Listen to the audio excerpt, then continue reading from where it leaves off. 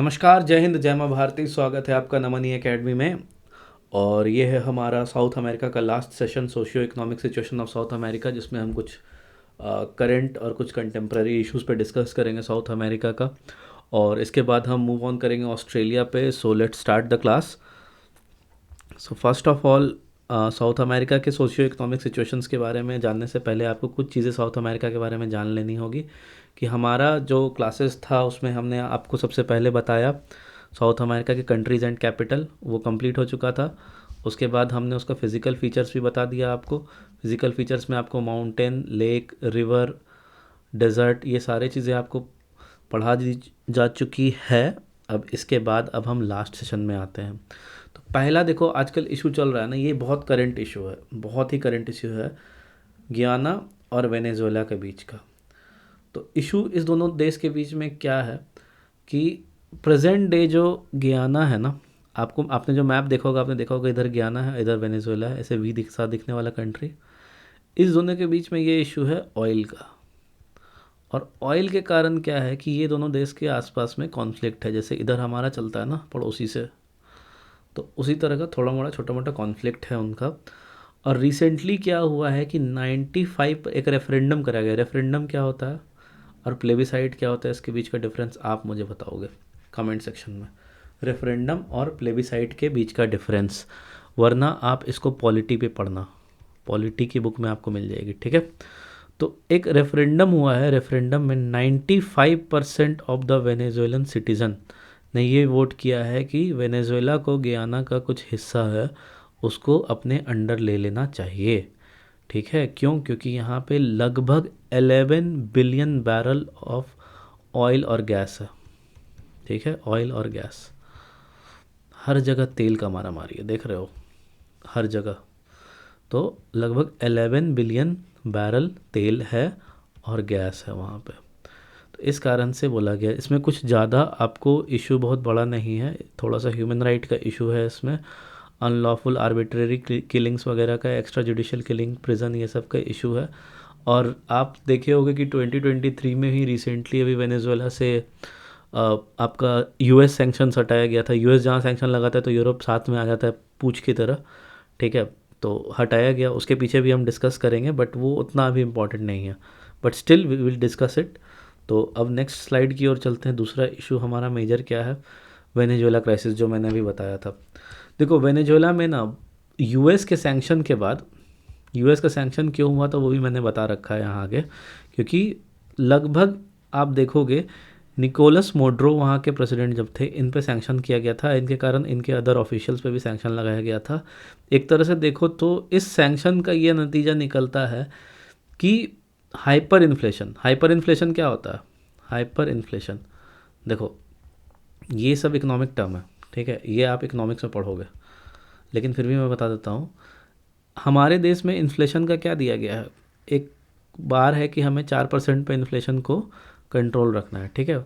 Hyper inflation तब होता है जब इन्फ्लेशन का दर बहुत ज़्यादा ही बढ़ जाए, ठीक है, चीज़ें हद से ज़्यादा महंगी होने लग जाए, करेंसी का वैल्यू इसमें घट जाता है, करेंसी का वैल्यू इसमें घट जाता है और चीज़ें हद से ज़्यादा महंगी होने लगती है। जैसे ईरान में, अब तुम देखोगे ईरान में क्या है, ईरान का पहले करेंसी था रियाल, अब वो हो गया तोमन, ठीक है। कुछ शायद 10 लाख या के आसपास एक तोमन कहलाता है, 10 लाख रियाल इक्वल टू एक तोमन, ठीक है, समथिंग लाइक दैट। मुझे एग्जैक्ट फिगर्स नहीं याद है, बट मैं एक एग्जांपल से तुम्हें बता रहा हूँ कि करेंसी का वैल्यू इतना गिर गया है ना कि डिवैल्यूएशन ऑफ करेंसी है, मतलब इतना गिर चुका है करेंसी का वैल्यू कि वहाँ पे चीज़ें उस करेंसी के रेस्पेक्ट में आपको बहुत महंगी मिल रही है। इसे हाइपर इन्फ्लेशन कहते हैं। और इस हाइपर इन्फ्लेशन के कारण क्या हुआ, तो हुआ ये कि क्राइम बढ़ गया। क्राइम क्यों बढ़ गया? क्योंकि स्टारवेशन बढ़ा था। स्टारवेशन देखो, जहाँ भूखमरी होगी तो वहाँ ऑब्वियस सा बात है कि खाने खाने के लिए अगर दाने को लोग मोहताज होंगे तो वहाँ पे आखिरी में जनता बंदूक उठाएगी ही उठाएगी, ठीक है। तो क्राइम बढ़ा, क्राइम बढ़ा। पहले सबसे पहले देखो कैसे चलता है, स्टारवेशन होता है, स्टारवेशन मतलब भूखमरी। उसके बाद होता है डिजीज़। क्यों? अगर भूखमरी होगी, न्यूट्रिशन प्रॉपर नहीं होगा तो बीमारी का खतरा बढ़ेगा ही। डिजीज़ होगा, उसके बाद ये क्राइम, धीरे धीरे छोटा मोटा क्राइम। क्राइम के बाद तुम्हारा क्राइम होगा तो मोर्टेलिटी रेट भी हो, गैंग्स बनेंगे, आपस में लड़ाई झगड़ा होगा तो मोर्टेलिटी तो होगी, मोर्टेलिटी रेट बढ़ेगा ही। और इसके कारण लोगों में मैसिव इमिग्रेशन होगा। मैसिव इमिग्रेशन क्यों? मैसिव इमिग्रेशन इसलिए क्योंकि जो लोग चाहेंगे कि इस सिचुएशन से बाहर निकलने के लिए कहीं ना कहीं और पलायन कर जाए। जैसे ये तुम्हारा 1972 में बांग्लादेश में हुआ था। क्या हुआ था? स्टारवेशन यहाँ से ही शुरू किया गया था। पाकिस्तानी आर्मी ने क्या किया था? वहाँ पहले फूड सप्लाई रोक दिया, उसके बाद कंटेनमेंट जैसा बना दिया। पाकिस्तानी आर्मी जुल्म करने लगी वहाँ के लोगों पे, तो आखिरी में क्या हुआ? मास माइग्रेशन टूवर्ड्स असम। आज असम का प्रॉब्लम तुम्हें दिखता ना, असम अकॉर्ड, ये आज का नहीं है, ये ब्रिटिश के टाइम का है। अब बोलोगे मास्टर फिर तुम ब्रिटिश को रगड़ रहे हो। हाँ ब्रो, जब पढ़ाऊँगा ना करंट अफेयर्स या असम अकॉर्ड के बारे में अगर कुछ आएगा तो मैं एक स्पेशल वीडियो लेके आऊँगा, या किसी दिन मैं बनाऊँगा तो तुम्हें बताऊँगा। ये कहानी बहुत पुरानी है, ठीक है। तो होता क्या है इस केस में, आओ इस केस पे वापस आओ। तो 2017-18 में भी ये कंटिन्यू रहता है।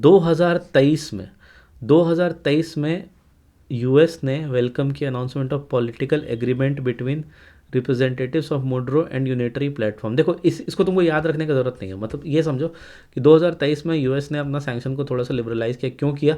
तो कारण यही था कि यूएस का जो है ना, सऊदी से थोड़ा सा अन्न बंद हो चुका था। अब यूएस को चाहिए तेल चाहिए। तो तेल का एक कुआं तो यहाँ पे खोद के वेनेजुएला बगल में ही है, रखा ही था। तो सोचा अरे ब्रो इससे थोड़ा दोस्ती बढ़ा लेते हैं, तो वापस से ये हो गया, समझा। यूएस जो है ना प्रॉपर, मतलब हमारे शास्त्रों में कहा गया ना, एक शब्द यूज़ किया गया, दो गला, वही है, ठीक है। जब देखा कि सऊदी से नहीं बन रहा तो क्या किया, इसने वापस वेनेजुएला की तरफ हाथ बढ़ाया दोस्ती का। बहुत तेज़ है ब्रो। अब देखो दूसरा इशू आता है लिथियम ट्रायंगल इशू। तुम गोल्डन ट्रायंगल सुने होगे, गोल्डन ट्रायंगल, गोल्डन क्रिसेंट। ये तुम्हारा ओपियम का इंडिया के आसपास में जो एरिया है, ओपियम जहाँ पे कल्टीवेट होता है और जहाँ पे यूज़ होता है, ये वाला एरिया जो अफ़गानिस्तान पाकिस्तान वाला एरिया होता है, गोल्डन ट्रायंगल। और इस तरफ गोल्डन क्रिसेंट, म्यांमार वगैरह, लाओस, थाईलैंड का वाला एरिया। उसी तरह से लिथियम ट्रायंगल है। तीन कंट्री मैंने ये तुम्हें जब पढ़ा रहा था कंट्री एंड कैपिटल, उसमें बताया था, बोलीविया, चिली और अर्जेंटीना। ये यहाँ पे गोल्डन ट्रायंगल बनाते हैं। ये लिथियम ट्रायंगल बनाते हैं। लिथियम ट्रायंगल कैसे? लिथियम ट्रायंगल देखो, बोलीविया में ना वर्ल्ड का जितना भी लिथियम है उसका 24% तुमको बोलीविया में है, 22.44% अर्जेंटीना में है, और चिली में अप्रॉक्स तुम्हारा 11.6% है, 16%। तो तुम देखो कि अगर इतना लिथियम है तो वर्ल्ड का अप्रॉक्स इधर 24 हो गया, इधर 22 हो गया, इधर 11 हो गया। यानी कि एट अप्रॉक्स अगर तुम देखो तो इधर के 46 और 46 + 1 लगभग 50% से ऊपर का तुम्हारा वर्ल्ड का जो लिथियम का कंट्रोल है, लिथियम का जो माइनिंग होती है, लिथियम के माइंस यहाँ पे पाए जा रहे हैं इस एरिया में। और इसीलिए यहाँ पे मेजर कंट्री का नज़र यहाँ पे, जैसे चाइना का नज़र है, हमारा भी नज़र है ब्रो। इंडिया भी यहाँ पे माइनिंग कर रही है, ठीक है। यूएस भी कर रहा है, कनाडा भी कर रहा है, यूरोप कर ही रहा। जहाँ यूएस जाएगा यूरोप पीछे से पूछ की तरह आ जाएगा, ठीक है। अब देखो लिथियम का भी एक बहुत बड़ा इशू है। लिथियम माइनिंग का मैं तुम्हें कहानी बताता हूँ आगे। इशू क्या है लिथियम माइनिंग के साथ, ये समझो। लिथियम माइनिंग में ये इशू है, आज हम जिस तरह से इलेक्ट्रिक व्हीकल्स की तरफ बढ़ रहे हैं, बीच में तुम देखे होगे नितिन गडकरी ग्रीन हाइड्रोजन को प्रमोट कर रहे थे, ठीक है। काफ़ी सही इनिशिएटिव था, क्योंकि तुम अगर हाइड्रोजन जलाते हो ना, हाइड्रोजन को एज ए फ्यूल यूज़ करते हो तो H2, और किसी भी चीज़ को जलाने के लिए ऑक्सीजन का ज़रूरत पड़ता है, ठीक है। तो एंड प्रोडक्ट H2O ही आएगा, ठीक है। H2O ही आएगा। यहाँ पे मान लो 2 हाइड्रोजन का मॉलिक्यूल, 2, ये हो गया इक्वेशन बैलेंस।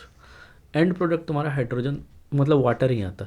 वाटर तुम्हारा इन्वायरमेंट के लिए हानिकारक नहीं है। बट लिथियम में क्या सीन है कि आज तुम लिथियम निकाल कैसे रहे हो? देखो लिथियम के निकालने में भी बहुत इशू होता है, ठीक है। लिथियम और कोबाल्ट तुम्हारा एक ह्यूज रोल प्ले करते हैं मॉडर्न सोसाइटी में, क्योंकि दोनों एलिमेंट बहुत ज़रूरी है रिन्यूएबल एनर्जी सोर्सेज के लिए। जैसे सोलर पैनल्स में यूज़ होता है, विंड टर्बाइंस में यूज़ होता है, इलेक्ट्रिक कार्स में यूज़ होता है, और इलेक्ट्रिक व्हीकल का डिमांड दुनिया में बढ़ते ही जा रहा है, ठीक है। लेकिन अब तुम देखोगे तो क्या इशू हो रहा है कि every ton of mined lithium में 15 टन कार्बन डाइऑक्साइड छूटता है यार में। अगर तुम 1 टन लिथियम माइन कर रहे हो ना, 1 टन अगर तुम निकाल रहे हो लिथियम, तो तुम 15 टन कंट्रीब्यूट कर रहे हो कार्बन डाइऑक्साइड कहाँ? तो एटमॉस्फेयर में। बोलो कहाँ गया तुम्हारा renewable energy, green green vehicle? ठीक है, समझे? दूसरा चीज़ हो, लिथियम का जो माइनिंग होता है ये ब्राइन माइनिंग होता है। इसके कारण क्या होता है, ब्राइन समझते हो? ब्राइन सॉल्यूशन क्या होता है ना, कि जिस पानी में नमक का संख्या ज़्यादा हो, ठीक है, इससे एक्सट्रैक्ट किया जाता है इस सॉल्यूशन को, ठीक है। इस सॉल्यूशन में लिथियम के ओर्स को डाला जाता है और वहाँ से एक्सट्रैक्शन होता है। तो इस एक्सट्रैक्शन के कारण जो लोकल बॉडीज़ होते हैं ना वो पॉल्यूट हो जाते हैं। तो देखो, एक तो तुम 15 टन बर्बाद किए, 15 टन तुम CO2 दे दिए, ठीक है। उसके बाद तुम क्या कर रहे हो, उसके बाद तुम एक और खेला खेल रहे हो यहाँ पे, क्या कि तुम आस पास के लोकल जो तुम्हारा वाटर बॉडीज़ है उसको तुम पॉल्यूट कर रहे हो। इसका सबसे अच्छा अल्टरनेटिव था ग्रीन हाइड्रोजन पे हम रिसर्च करते। आज मैं मानता हूँ ग्रीन हाइड्रोजन की जो गाड़ी फोर्ड ने बनाई है वो काफ़ी महंगी है, आई एक्सेप्ट इट, बट अगर हम R&D पे खर्च करें तो उसी गाड़ी को हम सस्ता कर सकते हैं, ठीक है। जैसे आज से पहले अगर तुम देखोगे तो टेस्ला आज भी महंगा आता है, बट टाटा का अगर तुम नेक्सॉन का EV देखो तो थोड़ा कम में आता है, ठीक है ना। तो इस चीज़ पे अगर हम काम करते ग्रीन हाइड्रोजन पे तो ये one of the best sources होता, one of the best source होता एकदम क्लीन एनर्जी का। और रीज़न इसके पीछे ये होता कि आपको हाइड्रोजन कहीं से भी मिल सकता है, ठीक है। समुद्र में पानी है, उसको लो इलेक्ट्रोलाइसिस कर दो। इलेक्ट्रोलाइसिस पढ़े हो, केमिस्ट्री वाले पढ़े होंगे, या इवन 10th तक तुम पढ़े होगे इलेक्ट्रोलाइसिस क्या होता है।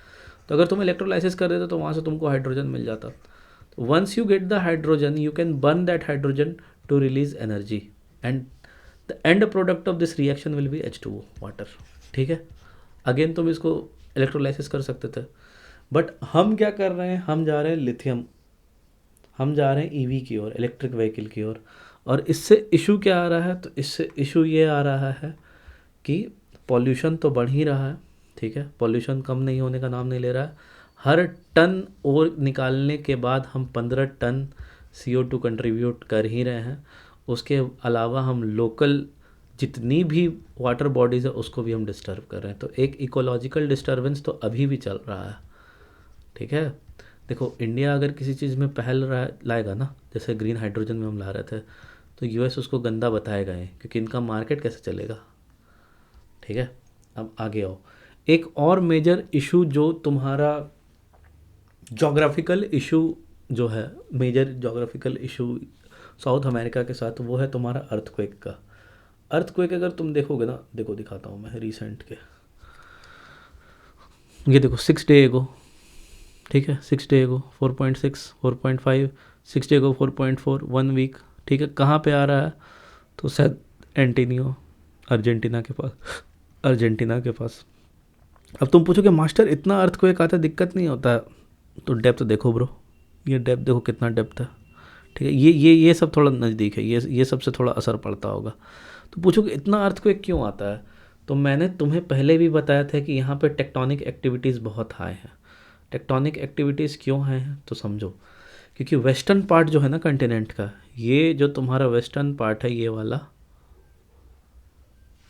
वाला जो पार्ट है वेस्टर्न, ये जियोलॉजिकली बहुत एक्टिव है, ठीक है।